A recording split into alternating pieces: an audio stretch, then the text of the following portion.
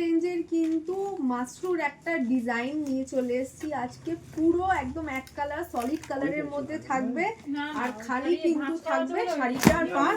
চলো শাড়িগুলো সরিয়ে তোমাদের একটা শাড়ি খুলে দেখাই। দেখো এই থাকছে কিন্তু টোটাল শাড়ির লুকসটা, একদম সলিড কালারের মধ্যে থাকছে, একদম হট পিঙ্ক থাকছে, তার সাথে কিন্তু খুব সুন্দর একটা পাড় চলে যাচ্ছে। একটু পাড়টা দেখিয়ে দাও সামনে থেকে, দেখো পাড়ে কিন্তু একটা পাখির মোটিভও চলে যাচ্ছে। শাড়িটা একটু খুলে দেখাই তোমাদেরকে, দেখো এই থাকছে কিন্তু টোটাল শাড়িটার লুকস, একদম সলিড কালারের মধ্যে খুব সুন্দর একটা পাড় থাকছে মাশরুম।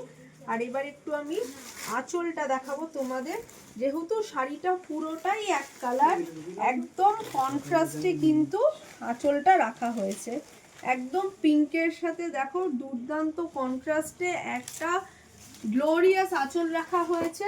এবার একটু ব্লাউজ পিসটা তোমাদেরকে দেখিয়ে দিই।